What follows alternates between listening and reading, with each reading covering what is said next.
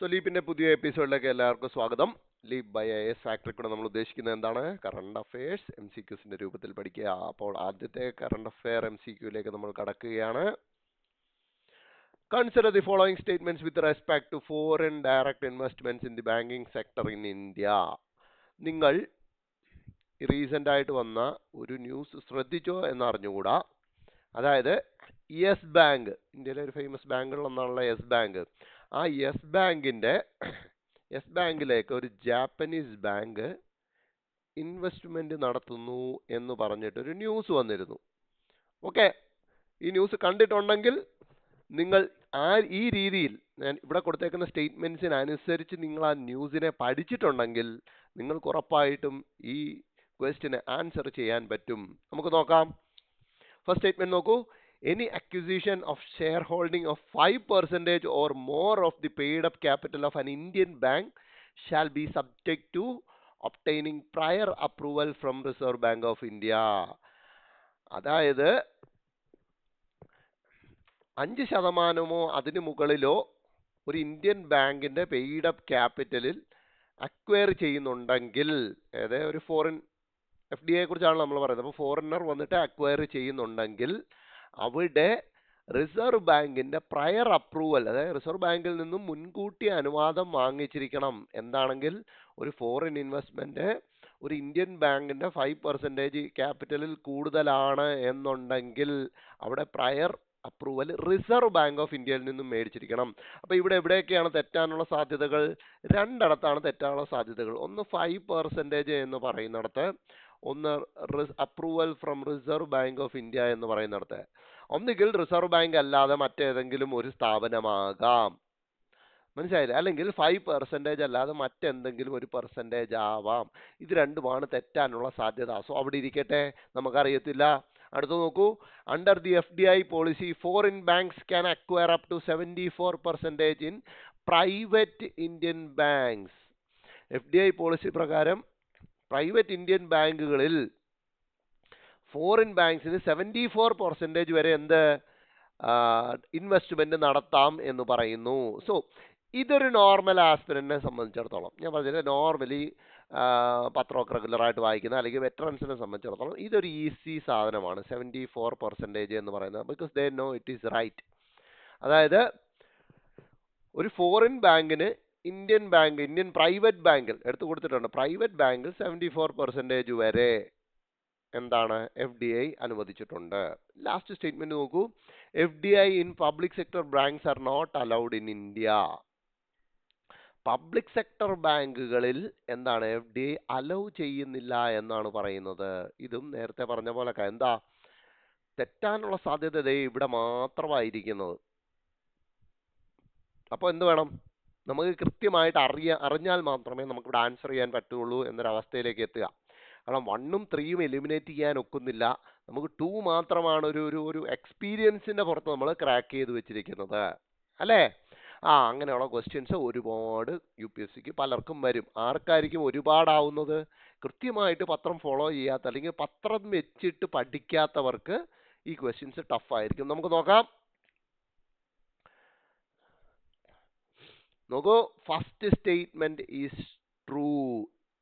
ഒന്നാമത്തെ statement true ആണ്. അതായത് 5% തന്നെയാണ്. അതുകൊണ്ടാണ് ഞാൻ പറഞ്ഞത് യെസ് ബാങ്കിന്റെ കാര്യത്തിൽ ഒരു ജാപ്പനീസ് ബാങ്ക് വന്നിട്ട് എത്രയാ അക്വയർ ചെയ്യുന്നത്?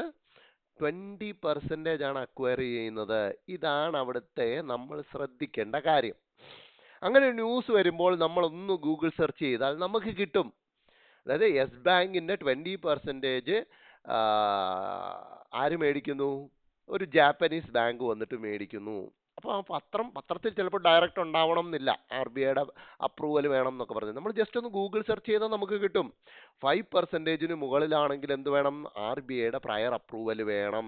അപ്പോൾ ഇവിടെ 20%, തീർച്ചയായിട്ടും ആ ബാങ്ക് പ്രയർ അപ്രൂവൽ എടുത്തിരിക്കണം എന്നുള്ളത് 100% നമ്മൾക്ക് ഈ ഒരു രീതിയിൽ പഠിച്ചാൽ മാത്രം പഠിക്കാൻ പറ്റുന്ന കാര്യമാണ്.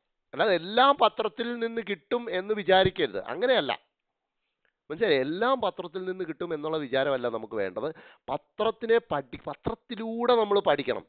അങ്ങനെ പഠിക്കുമ്പോഴത്തെ ഒരു കാര്യം, നമുക്ക് കറണ്ട് അഫെയറും കിട്ടും, സ്റ്റാറ്റിക് പോർഷനും ഒരുപാട് നമുക്ക് പഠിക്കാൻ നോക്കും. മനസ്സിലായില്ലേ? ഇപ്പം നിങ്ങൾ നോക്കിയാൽ മതി 2025 മെയിൻസിലെ GS3 ക്വസ്റ്റ്യൻ പേപ്പർ എടുത്ത് നോക്കുക. അതിനകത്ത് എക്കണോമി ചോദ്യങ്ങൾ വന്നിരിക്കുന്നത് നോക്കുക. ഞാൻ പറഞ്ഞ ഇപ്പം കഴിഞ്ഞ എക്സാമിന്റെ കാര്യമാണ്. ഇപ്പം അങ്ങോട്ട് കഴിഞ്ഞിട്ടേ ഉള്ളൂ, ഇന്ന് അങ്ങോട്ട് നടന്നിട്ടേ ഉള്ളൂ. ആ എക്സാമിൽ ക്വസ്റ്റ്യൻസ് വന്നിരിക്കുന്നത് എക്കണോമിയിൽ നിന്നും വന്നിരിക്കുന്ന ക്വസ്റ്റ്യൻസിൽ ഒരു ഒരു ഒരു എന്താ പറയണ്ട, ഒരു 90% നോർമൽ സ്റ്റാറ്റിക് പോർഷൻ ആണ് വന്നിരിക്കുന്നത്, അല്ലേ? നിങ്ങൾ ആ അഗ്രികൾച്ചറിന്റെ ചോദ്യം എടുത്തു നോക്കൂ, അത് സപ്ലൈ ചെയിൻ മാനേജ്മെന്റിനെ കുറിച്ച് ചോദിച്ചിരിക്കുന്നു. പിന്നെ സെമി കണ്ടക്ടർ മെഷീനെ കുറിച്ച് ചോദിച്ചിരിക്കുന്നു, PLI സ്കീമിനെ കുറിച്ച്. ഇതൊക്കെ എന്താ പറയേണ്ടത്, നമ്മൾ ഏതൊരു മെറ്റീരിയലിലും കിട്ടുന്ന കണ്ടന്റ് വെച്ചിട്ട് ആൻസർ എഴുതാൻ പറ്റുന്ന ചോദ്യങ്ങളാണ് അവിടെ ഉള്ളത്. പക്ഷെ അതിന് അങ്ങനെ എഴുതിയാൽ മാർക്ക് കിട്ടത്തില്ല GS3-യിൽ. അവിടെയാണ് നമ്മുടെ പത്രത്തിലൂടെയുള്ള പഠനം, പത്രം പഠിക്കുക എന്നല്ല, പത്രത്തിലൂടെയുള്ള പഠനത്തിന് സാധ്യത ഇരിക്കുന്നത്. കാരണം ആ എഴുതുന്ന എല്ലാവരും എഴുതുന്നത് സെയിം പോയിന്റ്സ് ആയിരിക്കും അങ്ങനത്തെ ചോദ്യങ്ങൾക്ക്. അങ്ങനത്തെ ചോദ്യമായിരുന്നു ഇത്തവണത്തെ GS3-യിൽ ഏറ്റവും കൂടുതലും ഉള്ളത്. അപ്പോൾ അവിടെ എന്ത് വേണം, നമ്മൾ നമ്മുടെ പോയിന്റിനെ വ്യത്യസ്തമാക്കാനുള്ള എന്ത് കാണിക്കണം, ഫാക്ട്സും ഫിഗേഴ്സും കൊടുക്കണം, വിത്ത് എക്സാമ്പിൾസ് കൊടുക്കണം. അപ്പം നമുക്ക് എഴുതാനുള്ള പോയിന്റുകൾ നമ്മുടെ മെറ്റീരിയലിൽ കിട്ടും. അവിടെ നമുക്ക് ഫാക്ട്സും ഫിഗേഴ്സും എക്സാമ്പിൾസും എവിടെ നിന്ന് കിട്ടും, പത്രത്തിൽ നിന്ന് കിട്ടും. ക്ലിയർ ആയോ? പിന്നെ ഒരു കാര്യം കൂടി ഈ കൂട്ടത്തിൽ പറഞ്ഞു പോവാം. ഞാൻ നമ്മുടെ എക്കണോമിക് സർവേ ക്ലാസ്സിൽ കൃത്യമായിട്ട് പറഞ്ഞതാണ്, ഈ വർഷം മെയിൻസിൽ ചോദിക്കാൻ പോകുന്ന ഒരു ചോദ്യം അത് ജിയോ എക്കണോമിക് ഫ്രാഗ്മെന്റേഷൻ റിലേറ്റഡ് ആയിട്ടൊരു ചോദ്യമായിരിക്കും.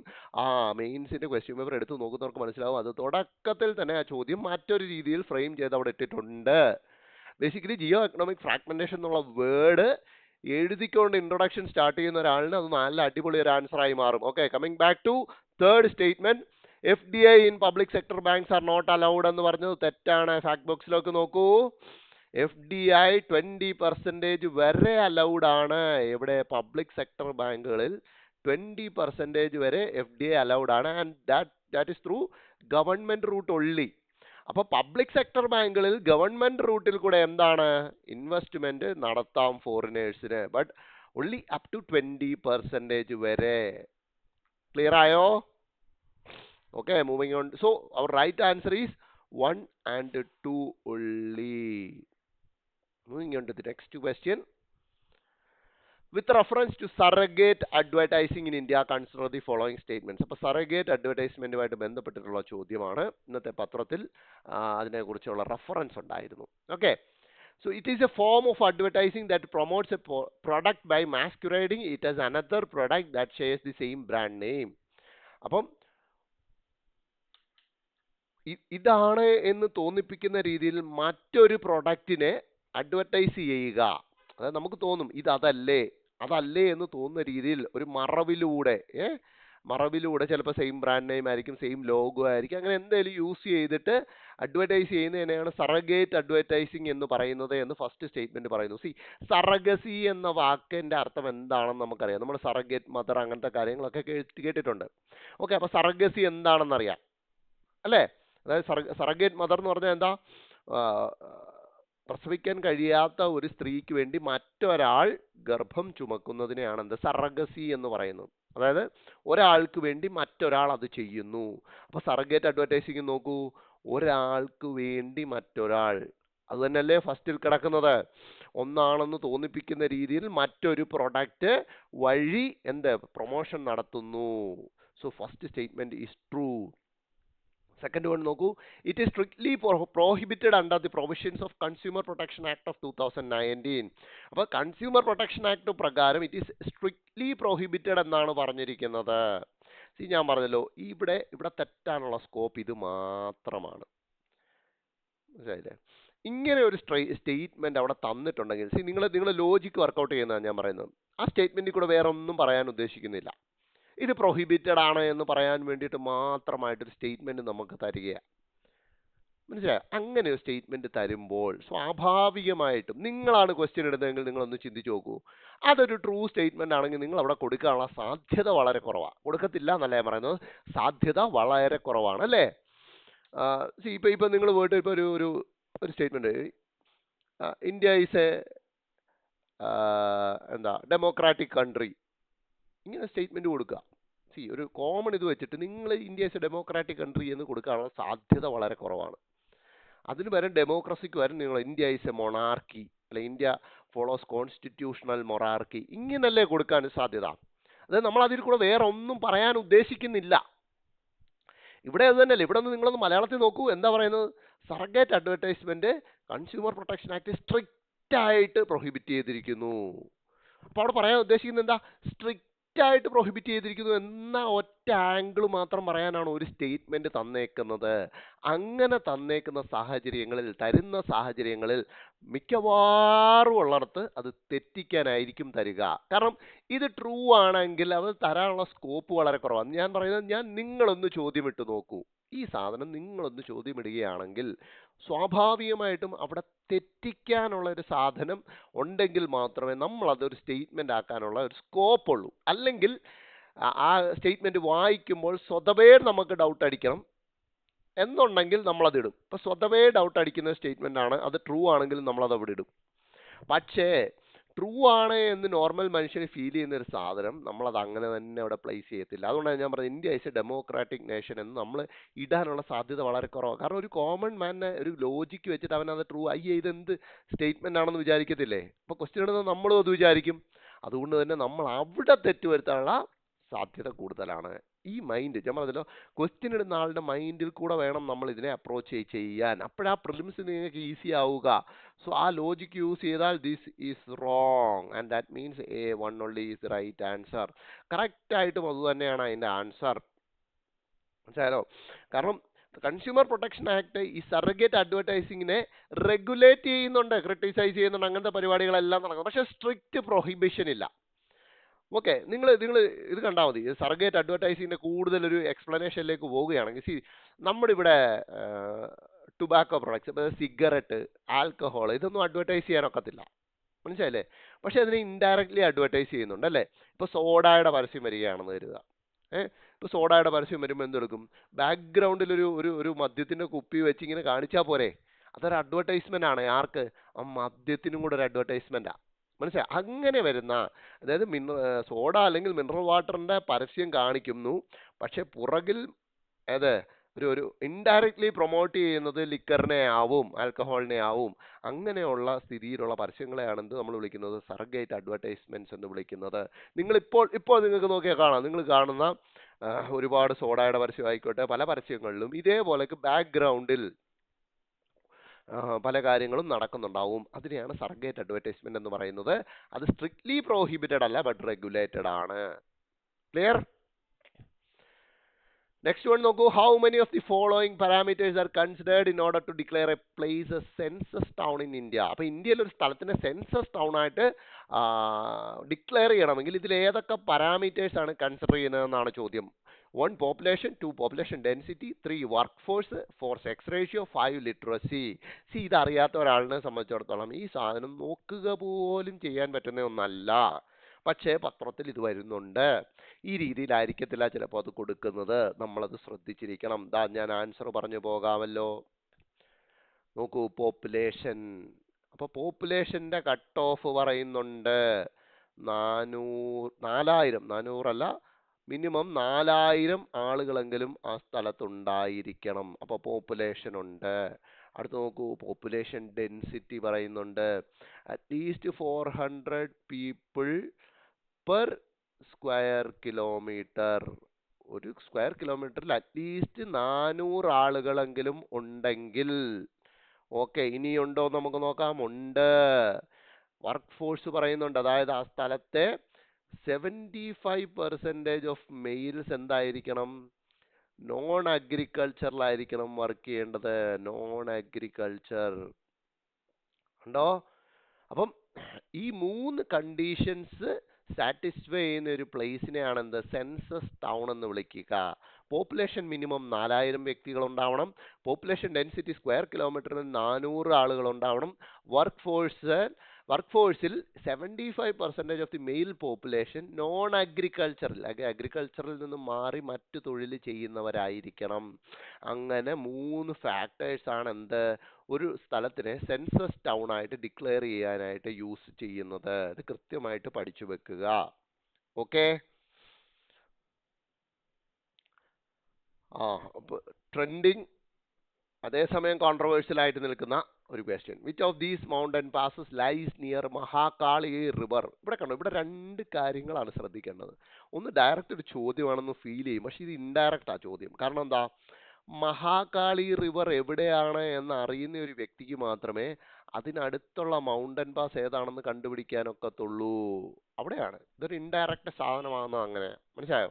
അല്ലെ which of these mountain passes lies in Himachal പ്രദേശെന്നോ ജമ്മു കാശ്മീരിനെന്നോ ഒന്നും അല്ല ചോദ്യം. മഹാകാളി റിവറിന് തൊട്ടടുത്തായിട്ടുള്ളത് ഇതിൽ ഏതാണ് എന്നാണ് ചോദ്യം. അപ്പം മഹാകാളി റിവർ എവിടെയാണെന്ന് നമ്മൾ അറിഞ്ഞിരിക്കണം. സോ ബേസിക് NCERT പഠിക്കുന്ന ഒരു വ്യക്തിയെ സംബന്ധിച്ചിടത്തോളം മഹാകാളി റിവറിന്റെ ലൊക്കേഷൻ അറിയാനൊക്കും, അല്ലേ? നമ്മുടെ ഇന്ത്യയിലെ ഏത് സ്റ്റേറ്റിൽ കൂടെയാണത് ഒഴുകുന്നത്? മെയിനായിട്ട് ഇറ്റ് ഈസ് ത്രൂ ഉത്തരാഖണ്ഡ്. ഉത്തരാഖണ്ഡിൽ കൂടെ നേപ്പാൾ ബോർഡറിൽ കൂടെ ഒഴുകുന്ന നദിയാണ് മഹാകാളി റിവർ. ആൻഡ് അത് ഒഴുകി ചെന്ന് അവസാനം ഗംഗയിൽ ജോയിൻ ചെയ്യുകയാണ്, അല്ലേ? ഗംഗയുടെ ഒരു ട്രിബ്യൂട്ടറി എന്ന് വേണമെങ്കിൽ നമുക്ക് വിളിക്കാൻ പറ്റുന്ന രീതിയിലുള്ള റിവറാണ് മഹാകാളി റിവർ. അപ്പൊ എന്തുകൊണ്ട് ഇത് ന്യൂസിൽ വന്നു എന്ന് ചോദിച്ചാൽ, അവിടെയാണ് നമുക്ക് ഇന്ത്യ ചൈന പുതിയ റിലേഷൻസിന്റെ റോള് കിടക്കുന്നു, കൈലാസ് മാനസരോവർ യാത്ര കിടക്കുന്നു. അങ്ങനെ മൾട്ടിപ്പിൾ ആയിട്ട് കണക്റ്റഡ് ആയിട്ടുള്ള ഫാക്ടേഴ്സുമായിട്ട് റിലേറ്റഡ് ആയിട്ടാണ് ഈ ചോദ്യം വന്നിരിക്കുന്നത്. ഉത്തരാഖണ്ഡ് എന്ന് കേൾക്കുമ്പോൾ തന്നെ ആളുകൾക്ക് ആൻസർ കിട്ടിക്കാണും. ഇറ്റ് ഈസ് ലിപു ലേക്ക്. അതായത് ഇന്ത്യയിൽ നിന്നും കൈലാസ് മാനസരോവർ യാത്രയ്ക്ക് അനുമതി കൊടുത്തിട്ടുള്ള രണ്ട് റൂട്ടുകൾ എന്ന് പറഞ്ഞാൽ, ഒന്ന് നഥുല പാസ് ത്രൂ സിക്കിമും ഒന്ന് ലിപു ലേക്ക് പാസ് ത്രൂ ഉത്തരാഖണ്ഡുമാണ്.